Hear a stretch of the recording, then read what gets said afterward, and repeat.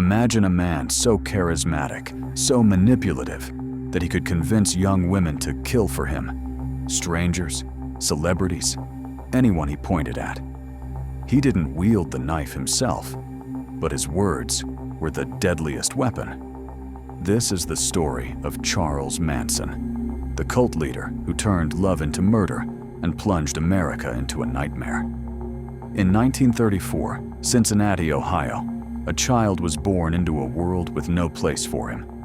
Charles Manson arrived unwanted, a spark of chaos waiting to catch fire. His mother, Kathleen Maddox, was a 16-year-old runaway with little interest in raising a son. At first, she called him No Name Maddox, a stark sign of the rejection that would shape his life. "I was a burden," Manson later said, his voice heavy with bitterness. "She'd leave me with anyone, neighbors, strangers, even traded me to a waitress for a pitcher of beer." Kathleen's life spiraled through petty crime, and when Charlie was 5, she and her brother were jailed for robbing a gas station. Young Charlie was passed between relatives, each less welcoming than the last. His grandmother, steeped in strict religious beliefs, saw him as trouble and disciplined him harshly. His uncle mocked him relentlessly, once humiliating him by sending him to school in a dress, leaving him open to the taunts of other children. "They wanted me broken," Manson recalled, defiance in his tone. "But I learned to twist instead." That twist turned into rebellion, against rules, against anyone who tried to control him. By age 9, he was slipping into petty theft, candy, bikes, whatever he could take. Reform schools became his next stop, each one a challenge he'd outsmart. "I'd find a way out," he boasted. "They couldn't keep me in." At 13, his troubles grew, leading to a knife-point robbery that landed him in the Indiana Boys' School, a harsh place where he faced severe mistreatment from older boys. "I learned fast," Manson said, his words sharp. "You either toughen up or break." He turned his pain into resilience, scheming and running small cons even in confinement. By his teens, he was a hardened delinquent, small and wiry, with wild brown hair and an intense gaze that could unsettle anyone. Prison became his home. By his 20s, he'd spent half his life behind bars, burglary, car theft, and even persuading girls to work the streets for him by 17. At just 5 feet 2 inches, he didn't seem threatening, but he had a knack for swaying others. "I could talk my way into anything," he said with confidence. In prison, he soaked up ideas. Dale Carnegie's How to Win Friends and Influence.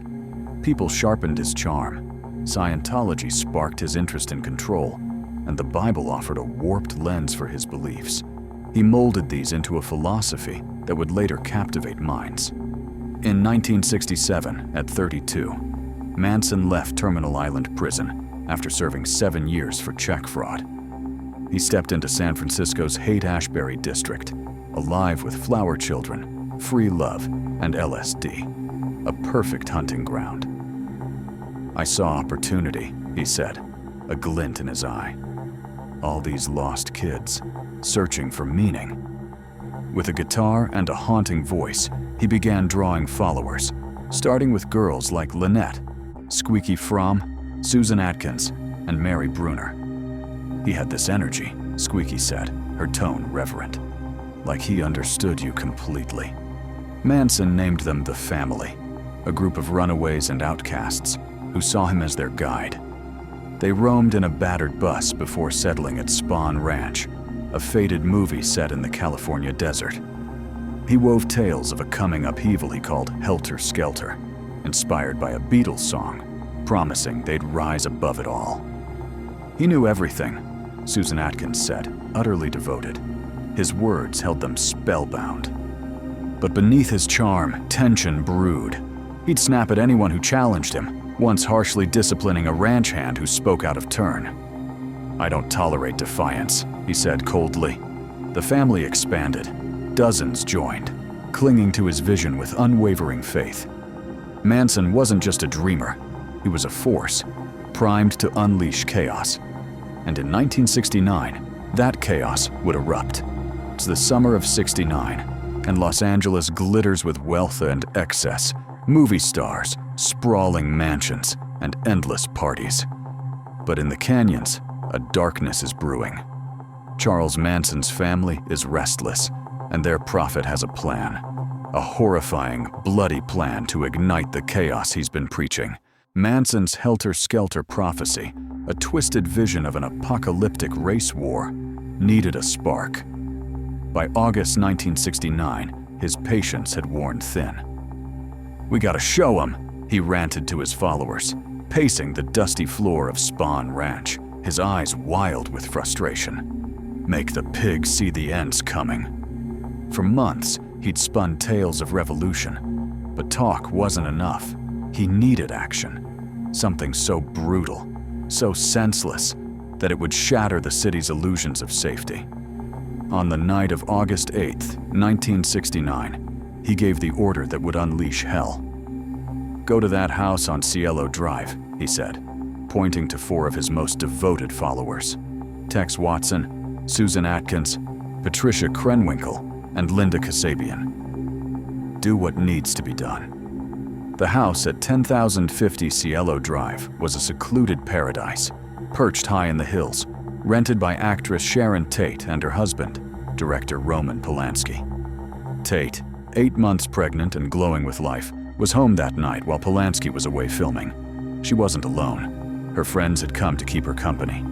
Jay Sebring, a celebrity hairstylist, Wojciech Frykowski, a writer and Polanski's friend, and Abigail Folger, heiress to the Folger coffee fortune. They laughed over dinner, unaware that death was creeping up the driveway. At 12:30 a.m., the family arrived, their car's headlights cutting through the dark. Tex Watson, a tall, hollow-eyed Texan who traded football for Manson's madness, led the charge.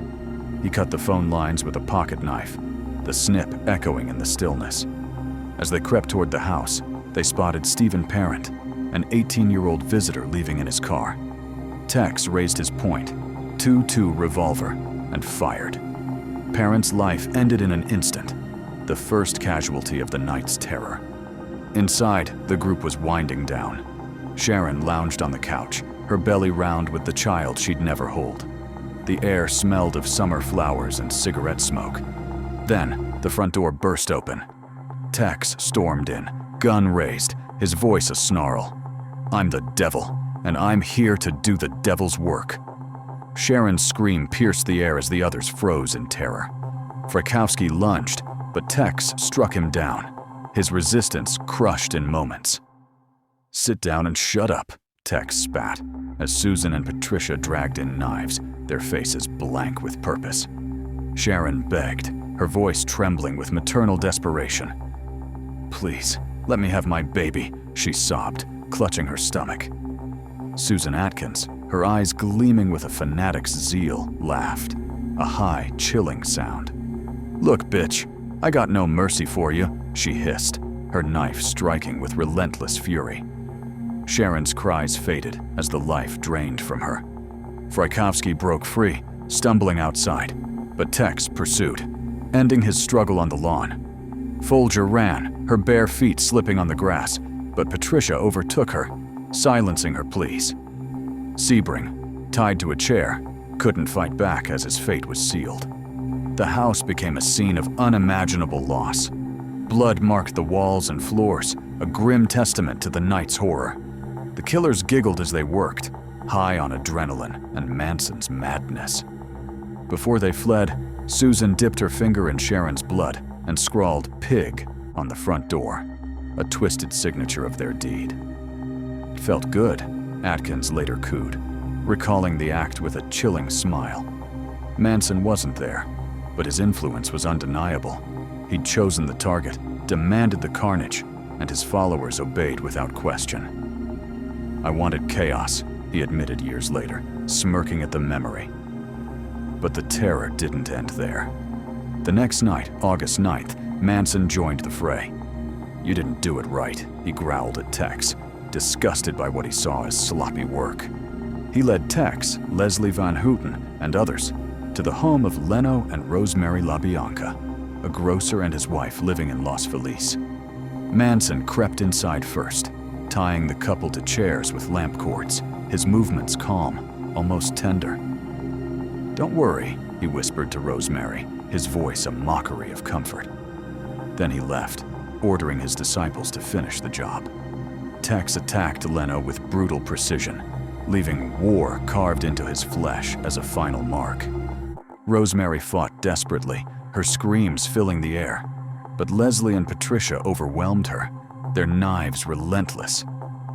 She kept screaming, Leslie recalled, her voice flat, detached.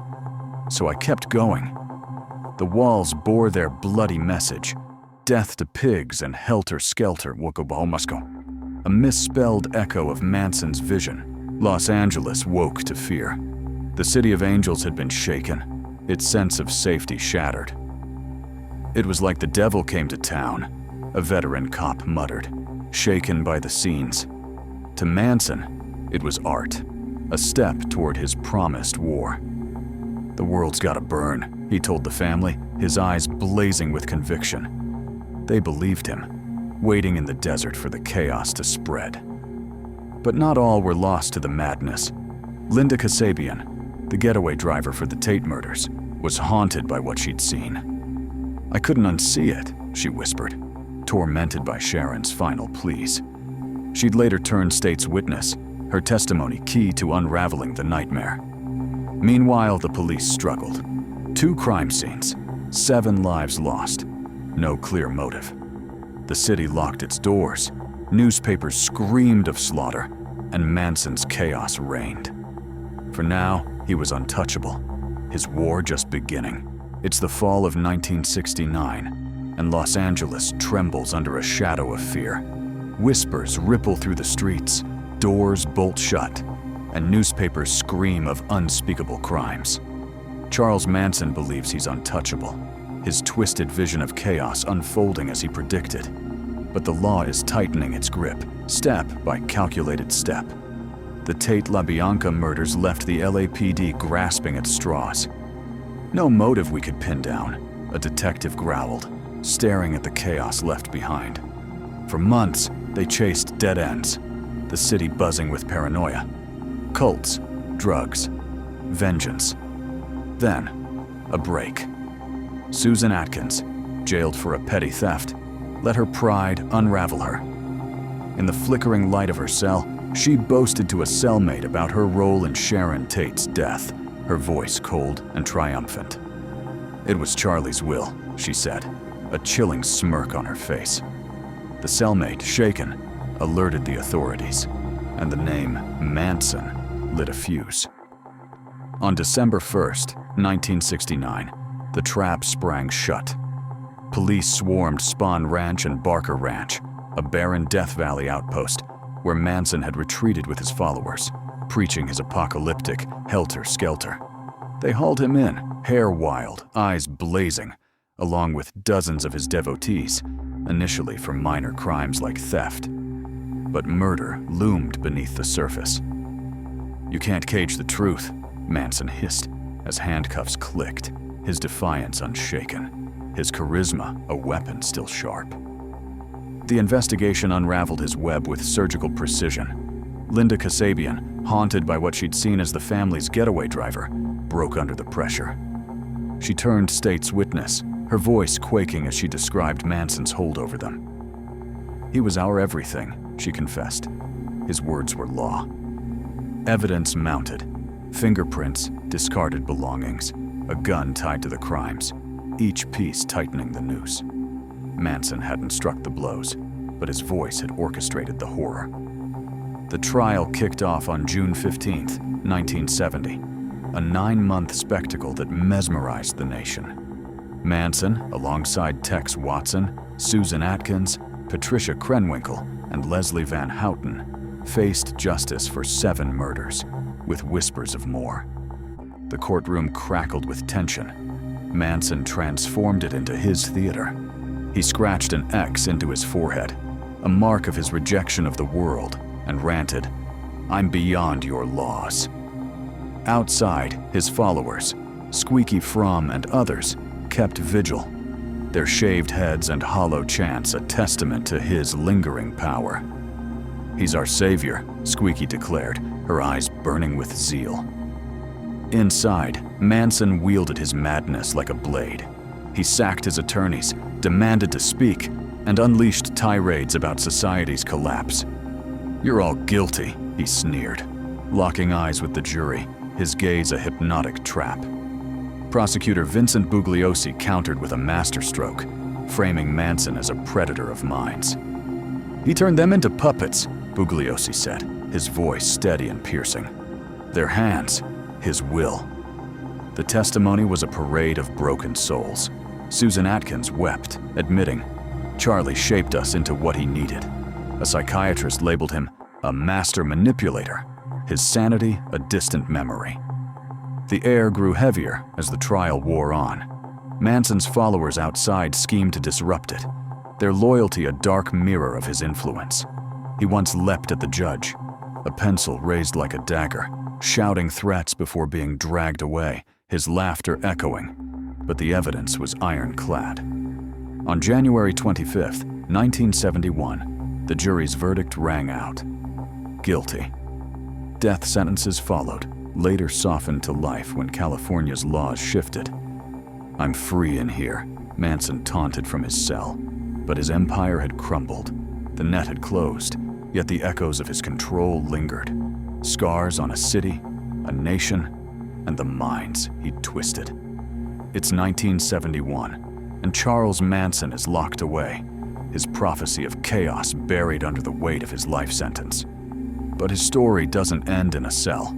It echoes through the decades, a dark stain that won't fade. Charles Manson spent the next 46 years behind bars, shuffled between California's most notorious prisons, Corcoran, San Quentin, Folsom. "I'm home here," he'd say, twirling a spoon like a scepter, his voice a gravelly rasp. Prison didn't break him. It became his kingdom. He was a celebrity inmate, a twisted icon who received fan mail by the sackful, letters from admirers, conspiracy theorists, and the morbidly curious. "People need me," he chuckled, his eyes glinting with a madman's pride. "They write, they beg, they worship." In 1984, he even got engaged to a 26-year-old devotee named Afton Burton, who called herself Star and swore she'd marry him. The engagement fell apart, but the spectacle didn't. Manson reveled in it, a puppet master even from his cage. He gave interviews, wild-eyed and rambling, his hair a tangled mane, his grin unhinged. "I'm the king of the universe," he told Rolling Stone in 1983, his voice a bizarre mix of menace and mirth. He denied ordering the murders, claiming his followers acted on their own. "They did it for love," he said, his lips curling into a smirk. Psychologists dissected him, a narcissist, a sociopath, his IQ high but his soul hollow. "He's a black hole," one expert said, swallowing everything, giving nothing back. Manson's X scar, carved during the trial, morphed into a swastika, a final taunt to a world he despised. But while Manson played the jester, the wounds he'd inflicted never healed. Sharon Tate's sister, Patty, fought parole hearings with a voice that broke under the strain. "He stole my family," she wept, her hands trembling as she clutched photos of Sharon, forever frozen in youth. Survivors of the family's terror lived in shadows. Linda Kasabian, the witness who turned on Manson, hid for decades, haunted by the screams she couldn't unhear. "He's still in my head," she admitted, her voice a whisper. The victims' families endured a lifetime of grief, their pain reignited with every parole bid, every headline. Manson's crimes didn't just scar lives, they scarred the culture. The Tate LaBianca murders shattered America's illusions of peace and love, turning the late 60s dream of utopia into a nightmare. He ended the hippie era, a historian noted. After Manson, trust died. Law enforcement changed too. Cult task forces sprang up, and criminal profiling became a science, with Manson as the grim blueprint. He taught us to look deeper, a retired FBI agent said. Evil doesn't always wear a mask. Yet, despite the horror, Manson's myth grew. Books, movies, documentaries, his story was told and retold, often sensationalized, feeding a morbid fascination. He's our boogeyman, a writer mused, the face we give to madness. His name became shorthand for depravity, his image a Halloween costume, his words sampled in songs. Even in death, he refused to fade. On November 19, 2017, at 83, Manson died of cancer in a prison hospital. His final breath a quiet end to a life of noise. No tears were shed, but debates raged. Who was he, really? A madman? A mirror reflecting society's darkest corners? I am what you made me, Manson once cackled, his last riddle. His crimes, 9 murders linked to the family, with rumors of more, left a question that still haunts. What makes a messiah a monster? He showed us our own darkness, prosecutor Vincent Bugliosi wrote, and we can't look away. Manson's legacy isn't just the blood he spilled, it's the fear he planted, the reminder that evil can bloom in the most ordinary soil, fed by charisma and chaos. Charles Manson wasn't just a killer, he was a warning, a man who turned love into death, faith into fear, and left a mark we can't erase. His dance with darkness endures, not as a legend, but as a scar. The question lingers. How thin is the line between devotion and destruction? That's the shadow that won't lift.